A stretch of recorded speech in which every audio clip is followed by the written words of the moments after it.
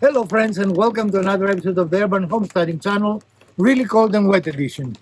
As you can see outside, Mother Nature had other plans for us today versus building for you something, or building something for you, as the case may English, words, things. So today we're going to do a fun episode instead of building something, because my hands are too frozen to build anything, to be honest. And I don't know about you ladies, how are your hands? Well, it's pretty cold and chilly outside, so Cold and chilly, okay. cold and chilly, wet. Yeah. So stick around. This is going to be a very fun episode. So today we're going to do a fun thing. Would we buy it again? It almost sounds like a game, right? Yes. We have it. Would we buy it again? So what is all about, ladies? What is that about? It's an assessment of, what we feel the usefulness and the utility and the ease of use, the performance of some of the tools that we've picked out. Based on our experience. And the rules will be as follows. Clearly we have the tool, right? So we bought it at least once. How often we use the tool, how pleased we are with the tool, and if we buy it again. Not if we buy the same type of tool, would we buy that exact tool again, right? And we're going to try to give you detail. So let's get set up and we'll be right back with you. So let's start with a staple of the shop, and that will be drivers, right? Mm-hmm. And some of them, as you can see, have drill bits on them, and some of them have just other bits, like those have Phillips, as you can see. As a category, clearly we have bought plenty of them. An army of them. And would we buy them again? I don't think everyone needs that many. But when you look at form... Did you just say that? I just did. When we look at form, this is one that surprised me because we use more than I thought. But we tend to use it... Well, Mrs. DIY like the smaller form, right? We tend to like those too. No. No? No. What do you like? I think I like this one the best. Okay. It's fairly lightweight and it's easy to maneuver in my hand. And I like that it's not overpowering. I know for automotive usage, I search for those two. Because of the small compact size, small and compact, and they fit better into like engine bays and things like Smaller that. Right? areas. Yeah. So a category, an impact driver is a must, in my opinion, right? Mm-hmm. I would definitely buy it again, and clearly I've bought it over and over and over again. The same applies, I believe, with drills. And Peter, if you want to go, we have 4 drills there.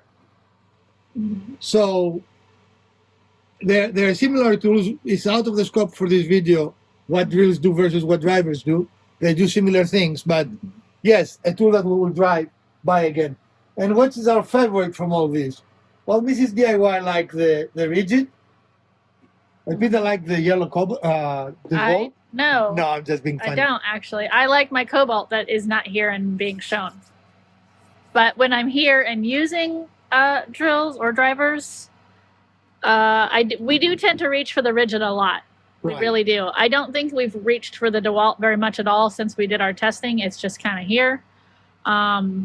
What do I reach for? I do like the Flex. The Flex is pretty nice, yeah. And I do like the new Ryobi. Mm-hmm. We don't have a... Oh, we also tend to use this one a lot too. The Heart. More than we thought. Yeah. This was a dirt cheap sale. I was working in Walmart and I just saw it and I had to buy it. And I'm much more impressed by its performance than I thought I would be. And I think that's been true for all the Heart products that we've purchased. Just as a side note, we've been pleased with everything that's a Heart brand. So let's do a vote. Buy it again, yes or no? Yes for me. For which one? This category. Yeah. Yeah. If for some reason all of them stop working today, would we go and buy it again? I don't think that we would buy a DeWalt. Okay. We would probably buy the Heart if we were a little more concerned about money. I do think that we would buy the rigid again. Most definitely.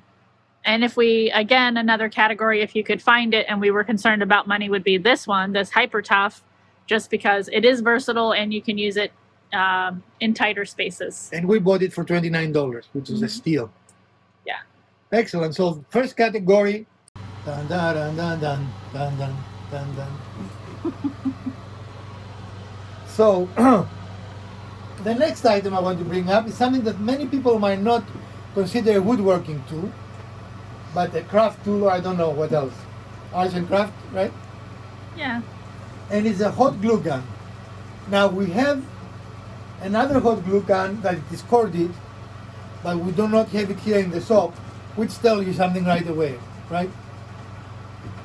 I think all of us, even though a few of us have been burned by this tool, Haven't we all been burned by Because that tool? hot glue is hot. but we all love this tool, right? We use it very routinely.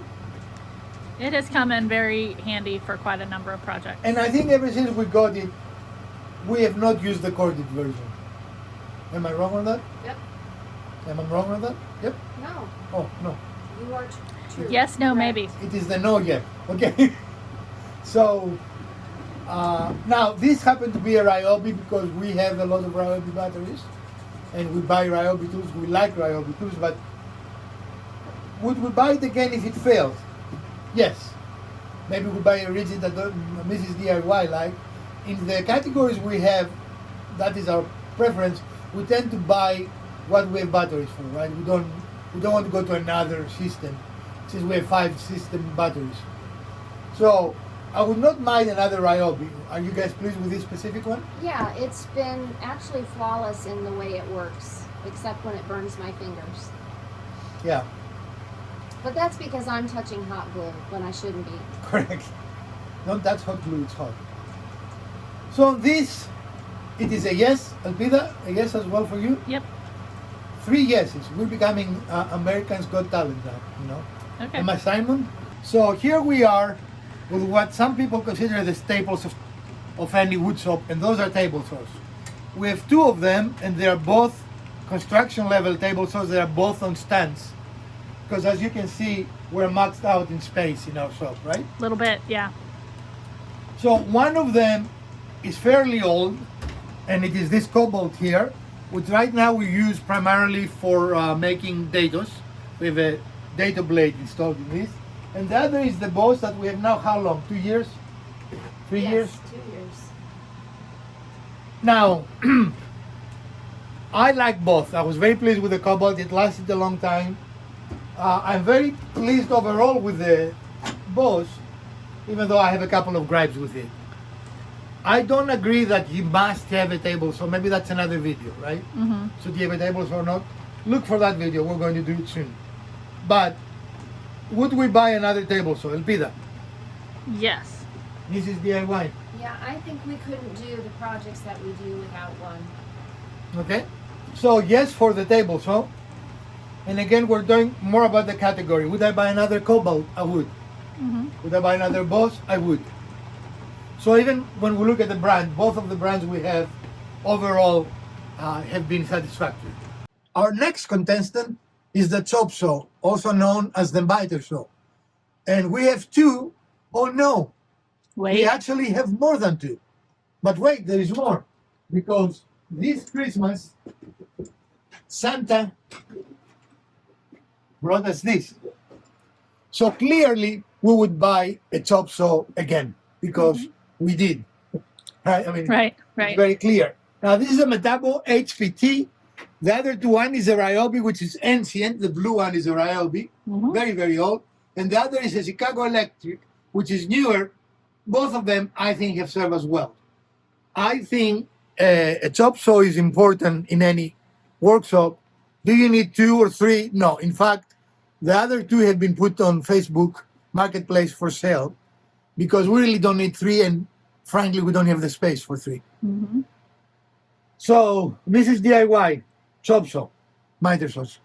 Yeah, I really like the fact that it does speed up a project where you need to do multiple cuts.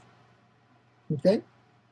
Elpida? Yep, absolutely. It's made a lot of things go faster for us. And we do use it almost in every episode. I cannot think of an episode we haven't used for Right. at least one cut. This tool, right? Mhm. Not this tool. We've never used this Right, tool. but a chop saw. I know. I'm just trying to be humorous. Humorous. Humorous. Humorous. There's a humorous. Mm. It's a covered humorous. All right, next category. Our next contestant is staple and nail guns. And we have a few. Right. So the one you're looking at right now is the big one for roofing nailing, right? Any kind of nail, Yeah. actually. Construction. Yeah. Construction, yeah. And here on the table, we have an assortment. This is our Ryobi cordless. This is our hard cordless Yes. and 3-corded. So again, we have multiples of this category of tool, and they are slightly different, of course. And these aren't corded. These are pneumatic. Right. They're not corded. They have a. They're not electric. They have a thing attached to it. They're not electric. Right, correct. But they have something attached Well, to it. corded means electric. I'm aware. Okay. Okay. Words, language. So what about these? What about them? What about them? Do we use them often enough? Yes. Oh, goodness, yes. And now there is some difference for them. For example, this tiny baby one is a pin nailer. Mhm. And if you do small projects or you want to hold them until glue dries, doesn't really offer much of a structural support, but does a good job of keeping little pieces together. Okay. This is a staple slash brad nailer. In other words, it can accept staples or brad nails. And the only negative thing about that is when you fire it, it leaves a big mark because the hammer is very wide Okay. to accommodate the staple, right? This is a brad nailer, doesn't know, words. This is a brad nailer only, it doesn't do staples. Okay. So each advantage over this is that this leaves a much smaller mark. Strike mark. Okay. This is also, I think this is a double, isn't it? Well, it does leave a mark, a significant mark. So Right, but I'm probably trying to Is remember it if it brad does nails both. or staples or both? Yeah, I don't remember. I know we've used it for brad nails since we bought it. I don't No, it remember if it didn't. does staples. It's only brad nails. Okay. So this is only brad nails. And this clearly is battery operated. Mhm. And this clearly is not battery operated. This is hand operated. A manual tool. Oh no. Did you see it flying? No, but I heard it. It is that fast. Now, all of them have a place in the shop, right? For example, this has a very inexpensive entry point. You can buy it very inexpensively, and we used it in a couple of episodes ago. These are also very inexpensive. All of those tools are in the $20 range. The drawback to the pneumatic ones, though, is that you must have A tank. the tank source to drive it. So that can drive up your cost in Correct. purchasing those. But this is a high point entry. This is currently $129 to $149. So it is not as inexpensive as this, but it does not require a tank. Mhm. All you need is a battery and you're good to go. Right. Okay. So would we buy the Ryobi again? Well, I think we have a split consensus here, right? Right. We have stopped using it. We can all agree with that, right? Yes. When we bought it, we loved it, but recently we are not really loving it as much. We don't feel the love of Ryobi, even though we love Ryobi, right? And in my mind, we stopped using it because it requires a substantial higher pressure, and it is much heavier than the other ones. Like you have to press really hard. Where this, you barely touch it and it's ready to fire. Well, on the heavy point, it would require more than one person sometimes to hold a project together Right. and then be able to use this to exhibit the force and manipulate it in the way that you're going to make good contact. So to me, that's why I stopped using it. But the ladies have another point of view. Ladies? The hammer kept sticking. And even though we were doing some maintenance on it and oiling it, the hammer just kept sticking. And so it became much more of a frustration point when we were trying to use it than the other pneumatic ones. And not to say that the pneumatic ones don't stick occasionally, but for the Ryobi, we were having that being consistently an issue. Mrs. DIY, you're supporting Elpida or mean why we stopped using I it? agree for both the weight and manipulability of it, as well as the sticky hammer. That became an item I just don't want to use in the shop anymore. I mean, there will be times we will use it because, like, if you want to do a couple of staple projects in the house, moving the tank in Oh there. yeah, for portability, you can't beat it. But we have to do some additional maintenance, I think, to get it functioning correctly again. Definitely our level of excitement dropped. Mm-hmm. When we bought it, we used it a lot, Mm-hmm. and then kind of whined. I mean, Right. would I buy it again? I am partial right now to my pneumatic ones. I love them. I love using them. How about you guys? Yeah, they're definitely a lot easier and nimble. This is a no-brainer. If this was to jump, probably would buy another one. Both the cost of entry and the ease of use. You don't need anything else. You don't need batteries. You don't need electricity. You need staples. The You need only staples. drawback to having that manual one, and there are electric staple guns as well, which we do have also, just not showing. But the manual one, if you have a very large project, can be like a little prohibitive because you're having to use your hand, the muscles in it, and you can, tax that a little bit. And definitely, it does not drive the staples as deeply as this one does. Right, for sure. This drives them very, very deeply. So we will buy it again. Judges, Yeah. Yeah. We we would. have 2 yes, and Simon says yes as well. This is a product we would buy again. Our next contestants are two tools that are technically not the same tool, but we use them for the same things, Types of things. if it makes sense. And one is a bandsaw, which Mrs. DIY absolutely loves. And I like it actually too. Yep. It's a good tool. It's fairly safe. From all our saws, this is the safest saw. And the next one we're going to talk about in the same, they're both safe tools, right? Now, many shops don't have one. And we need to discuss, do they need to have that or not? But let's discuss it after we saw contestant number 2. And contestant number 2 is a Scroll saw. scroll saw. Again, those two tools do the same thing. Ladies, if we were to have only one, which one would you choose? Well, I think I would choose the scroll saw, and for one reason only. You can remove that blade easily and put it through a hole should you need to cut something that you don't want to cut all the way through the wood piece. Correct. You can't do that on the bandsaw. Correct. So what is an advantage of the bandsaw over the scroll saw? I think for me, the sturdiness of the blade and the fact that it's very straight, it doesn't bend, it's stable in that way. And I think it's faster. And faster, yeah. Elpida, which is your vote if we were to get rid of one of them? That would be really difficult to choose because of all the points that were just stated. And also, one other point in favor of the scroll saw is that it has a larger clearance in the project, if on the project you're making. So you've got a much bigger space here, I think. And then this one is slightly smaller. This is a 10-inch bandsaw, so it says you have 10 inches of clearance. I want to say that is a little bit bigger. We don't know. I get a little bit frustrated, and I understand the point of being able to remove your blade so that you don't have to cut all the way through. I find that a little bit frustrating, at least on this particular model. It's So- not the easiest. Yeah, so for that reason, I don't enjoy using it. For that, I think I would choose the bandsaw. All right. And for me, it's easy. I don't get rid of tools. So, Well, yeah.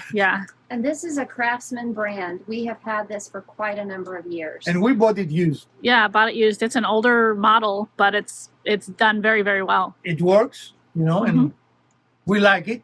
The other one, it's Central Machinery, I think. Is it right? Yeah, I think it's on the other side. Central Machinery, yep. Which is Harbor Freight, Harbor Freight brand. And I have no complaints. We have used it a lot. Yeah, it definitely works. It does the job. A really cool feature is that, of course, it has this little blow tube so that when it's on, it's supposed to blow the sawdust out of your way so you can continue to see what you're doing. So that's something that the bandsaw doesn't have. And cost-wise, this is 10 to 12 times more expensive. Unless you can find a used one. It Yeah. requires a lot of space on the shop, right? Hmm. Where that is totally mobile. This And is it's mobile tabletop. because we created a Right. A cart for it. card for it, but space-wise, this takes a lot of space. Hmm. Where the scroll saw does not. So the scroll saw advantages is space and price. This is speed and I don't know if I can say accuracy because the scroll saw is pretty accurate actually, right? Yeah. One other feature that this particular one has, and maybe all of them do, is the fence. the fence. Mhm. Yeah, the fence helps ensure that you have a very straight cut. You don't have that luxury on the scroll saw. Right. In fact, the scroll saw is designed to freehand things. Right. Where this is not designed necessarily. You can freehand things in the Mhm. bandsaw, but it is designed to be used with a fence and even a miter gauge, which is somewhere in the saw, but I don't know. Somewhere, huh? Not sure exactly where.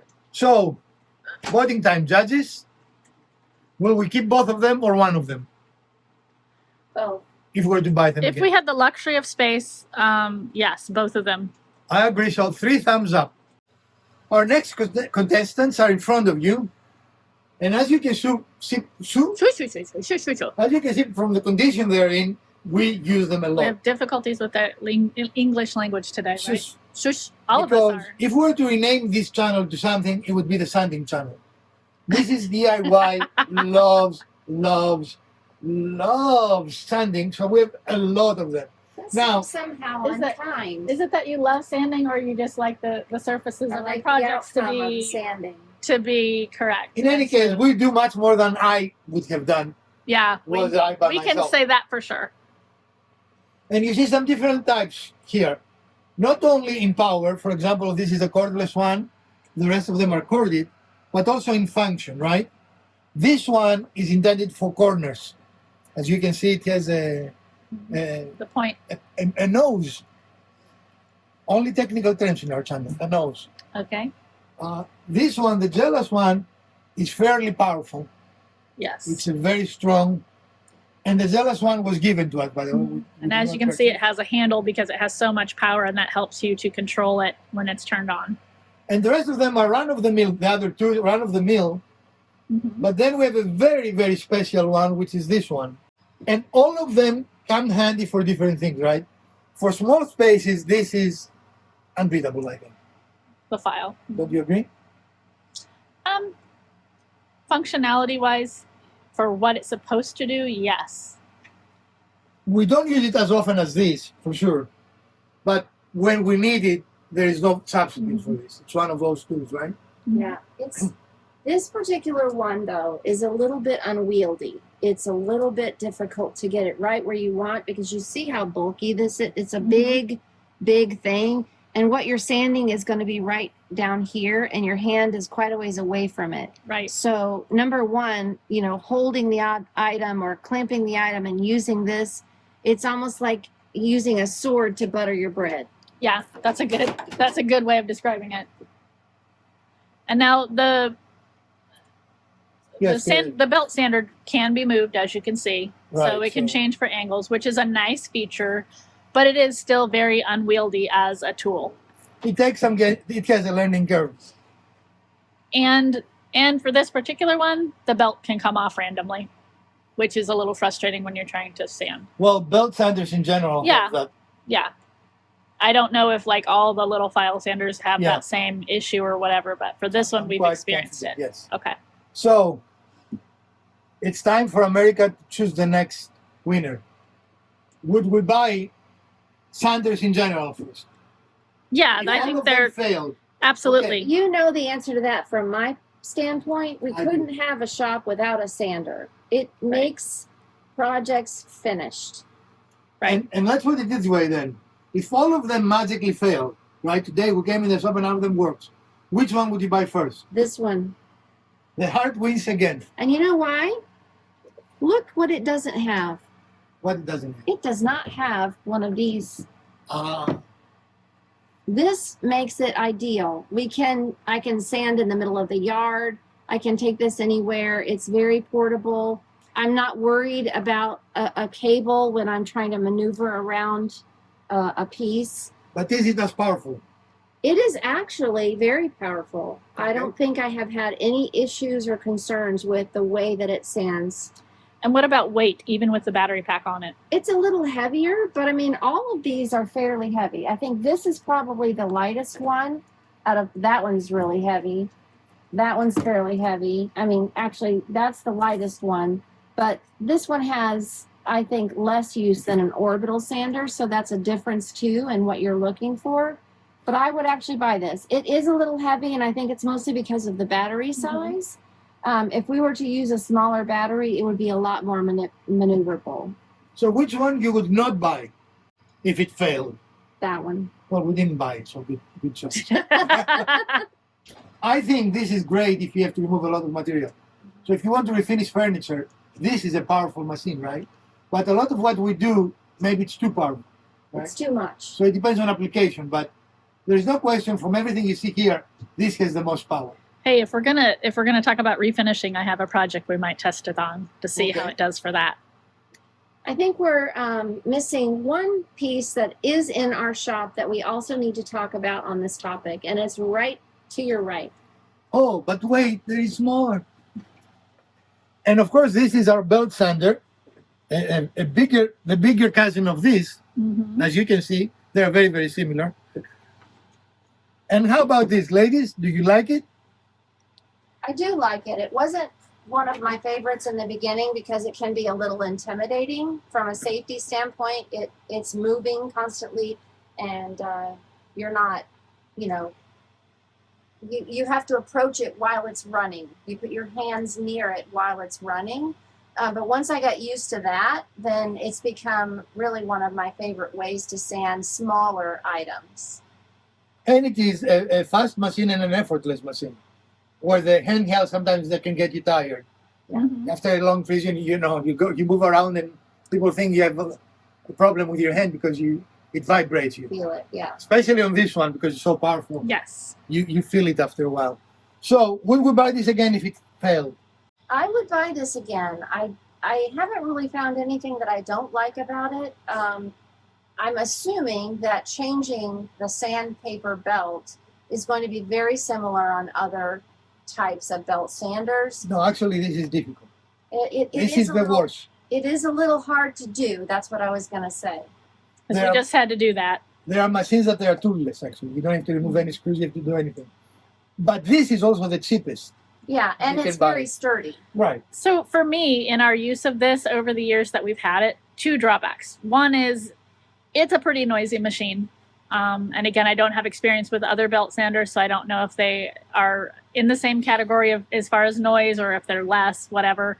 It's pretty noisy. The other part is the dust collection of this machine is not very effective. It does have, we can't really see it here, but back behind there, it does have like a pipe fitting that you can connect a shop vac to, but we haven't found that to be very effective. So you've probably seen us in videos standing here manually holding our shop vac to gather the dust. Otherwise, we and everything around us are completely covered in dust. And maybe we need to make a jig to do that. We have maybe.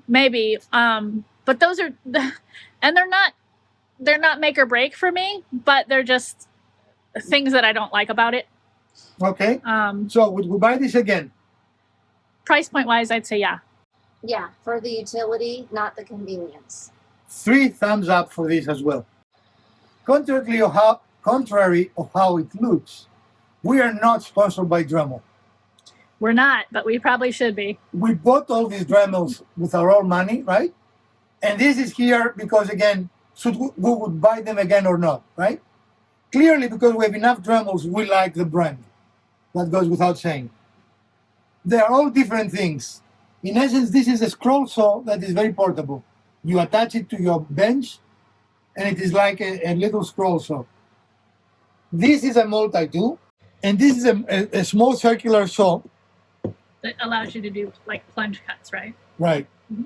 This, of course, is I don't know how it's called. What do you call that? It's a rotary tool. It's a rotary tool, very good. And this is a multi-tool that is very specific. It does special cuts. You can make circles with it. Similar to a router. Right. Okay. Speaking of them, this is the tool we've used the least. In fact, I think Elpida and Mrs. DIY have not seen that before, even though we have it for many years. We've seen it, we just really haven't used it for anything. Right. So. Yeah. This tool we have used a few times, and the reason we have not used it recently, frankly, I thought I forgot it in Kansas until we're doing this video. But we did use it quite a bit in Kansas before we got the other saws. This, I would say, is the one that we use the most. Mm-hmm. And we like it the most. And this, I would say, is the one we use next week, like the second one.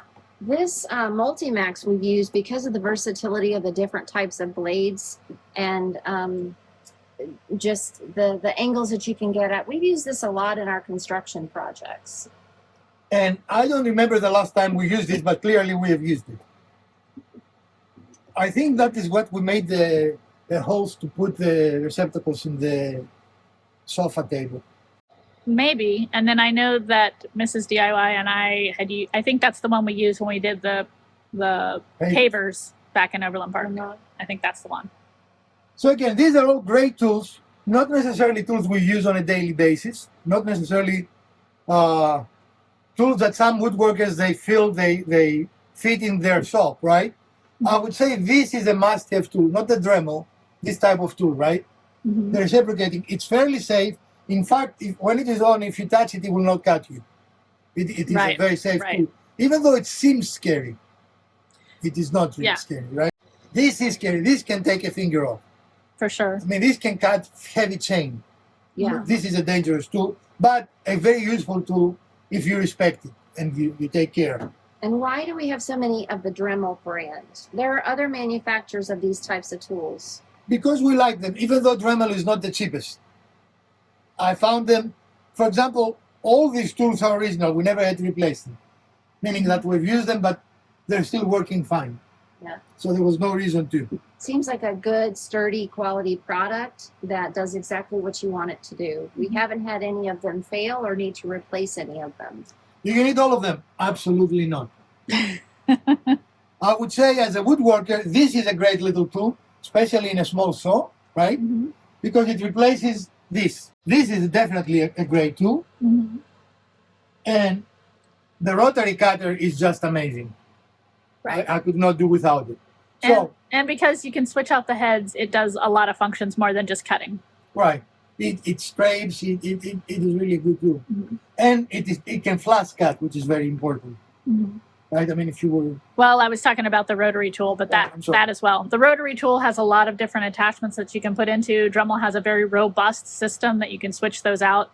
And they also have developed a quick release system for the heads so that you can switch things out quicker without having to get out your tools. So, if we would only keep 2 of those tools, Mrs. DIY, which one would you keep? If we could only have 2, Right. Probably these 2. Okay. Yep, likewise.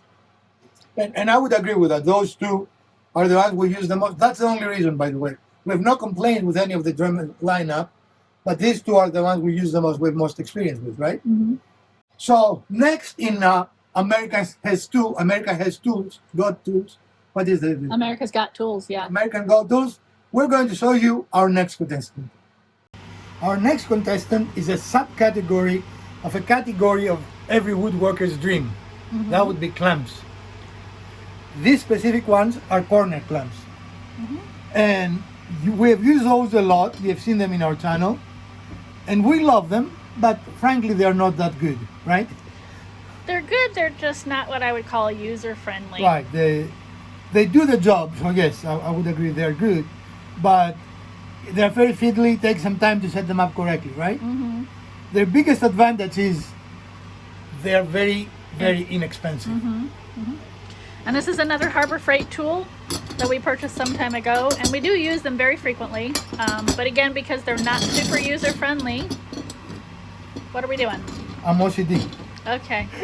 You're live. Or your CDO, as it should be, right? Right, yeah. You're live experiencing my OCD-ness. Okay. So, Santa in the form of Elpida, brought us this corner clamp. So this in essence does the same thing. You put 2 pieces of wood, or your fingers, as the case may be. Yeah. And it keeps them together so you can screw them and so forth, right? Right. Definitely I can see this will be faster. Yeah, because it's a single set with one hand. So like you're pulling that spring back, you can slide the boards in and then make an adjustment. When did I become so OCD? When? Are you kidding me? These are much more fiddly. You gotta set both sides. Sometimes you have to make adjustments with the wood and then like loosen and tighten. Again, they're very effective. We've used them quite a bit, but fiddly. Again, we have not used those, so I don't know They're brand new. how easy they will be to use. I imagine they are because it is just a press, but I also imagine they do not hold as tight as this because these are screw style. Right. Also, Santa has not told me how they compare in price. So, Santa Elpida. I think they were comparable price. Okay, so they are not. Yeah. They won't break the bank. Right. They won't put you in the poor house. This is DIY. What do you think about these clamps? I can't really comment on the new ones because I haven't worked with them, but I mean, the thing about them is they're very sturdy. Getting them in place is the only difficulty. I think that they work well once you get them secured. But yeah, they're a little difficult to manipulate, especially if you're working by yourself. They are made of metal, so that's Right. nice. So they're not going to get These messed are up very plastic. easy. Those are plastic, so that's maybe a concern, but Well, I don't know if it's a concern, but I can see them definitely breaking easier than these, right? yeah, for sure. If we have not been able to break these are pretty good. Yeah. We are pretty hard on our tools, I would say. Right? Us? So, would we buy these again, the ones we have? Or something similar, yeah. Elpida? Yeah, for sure. Definitely, even with their drawbacks, especially if budget, these are very, very inexpensive. And these we are definitely going to use, right? Yeah. And maybe in a Wednesday Quickie we can compare those two more in uses versus just what we know now, right? Right. Get ready for our next contestant. Roll it, man. Here is our Craig collection. Craig is almost an ambiguous name in woodworking, right? Ubiquitous? Yeah, ubiquitous. What did I say? Ambiguous. Ambiguous, ubiquitous words. Again, right? English words Language. today. So we have a few Craig things. In fact, we have another one which I don't remember where it is, but I'm not going to worry about it. Craig is a beautiful way to connect wood, especially in the beginning woodworker that does not know how to do datus, does not know how to do box joints, does not know how to do Let's move on. dovetails. Okay. This is a great solution, right? Okay. Learning to use it is quick. It doesn't take a lot of, doesn't have a very heavy learning curve, right? So this is the traditional jig that we have attached. We have not attached right now, but we usually attach with clamps to our workspace. But we have attached it to a piece of wood for the clamping to the table, which makes it easier to hold it in place. For to clamp, yes. Or to clamp, yes. And what does this do? That creates pockets. That's where you put your Pocket wallet holes. and the and Wallet loose and your change. keys. Yeah. Okay. No, pockets is a joinery, right? Okay. It allows you to connect two pieces of wood in either bad joint or straight joint. It is just joinery. Okay. I don't know if we have a pocket screw to show you or a pocket hole to show you. But anyway, a little outside our scope, I think, for this. For today, yeah. Most woodworkers probably know what this is, right? And what is this then? So that's the portable version. Right, and as you can see, it comes with this or that. Those clamps are similar. And you can attach it to the piece you work on and then use the then same equipment. Yeah. The circular part slips in there, and then that holds it very securely so that you don't. So now you have, so it will not move on you. Right. Because of course, if it moves on you, your joint will not be good, right? Right. Because the pocket holes do not line up correctly. And lastly, on the big box, I think that might be part of this. I'm not sure. I don't know. But Okay. we have another clamp and some, the special drill bit that you need with this, and some pocket hole plugs, if you do not want the pocket holes to show, and some adapters, and a replacement of this device here. So our Craig collection is not huge, but I would say we use our Craig on a fairly good Regular basis, yeah. right? So Mrs. DIY, we lost all these. Someone came and stole them. Would we replace them, or would say we don't need Craig? I think that Craig has done a really nice job of putting together a collection of tools that work very well together. It's definitely something that is very useful when you're joining for furniture and other types of projects where you don't want holes to show, or where you don't want screws and everything like that to show. So I would say yes, absolutely. They're sturdy tools. They've been very reliable. We use them quite a lot, and I would buy it again. In fact, I'm surprised because this is plastic. With the amount of use we do it, I'm surprised that this is not broken. In fact, there is no cracks anywhere. The only thing that has failed is because we lost the screw and we're using the wrong screw. But other than that, I cannot blame the tool for that. That's our fault, right? Mm-hmm. And it doesn't come with the board. No. You have to attach it to your own board. But that makes it a lot easier to make sure it doesn't move. Yeah, I would replace it. We use it a lot. And I agree with that. So the Craig tools are really good tools. They're not the cheapest ones, and you can do pocket screws with non-Craig branded jigs. Mm-hmm. So if cost is an issue, yes, if someone stole those, I wouldn't necessarily buy another Craig, but I would buy another pocket jig, right? Mm-hmm. Craig tends to be a little pricey. Our next contestant is international. Welcome to America, Japan, right? Mm-hmm. These are Japanese saws, which are a little different than our normal, what we call Western saws, right? So these are Eastern saws. And I became enamored with them some years ago, and I purchased this one, which, as you can see, has seen some fair use because it's bent. Mm-hmm. And then Elpida kindly, for Christmas, she has added to my collection. So we have this, and then these smaller ones. Question number one. We lost those. Would we replace them? Mrs. DIY? Yes. Yes. Elpida? Yes. What's the advantage? We have a million saws. I mean, why we need this? These little hand saws are just invaluable if one of your other saws doesn't make quite as clean a cut as you'd like.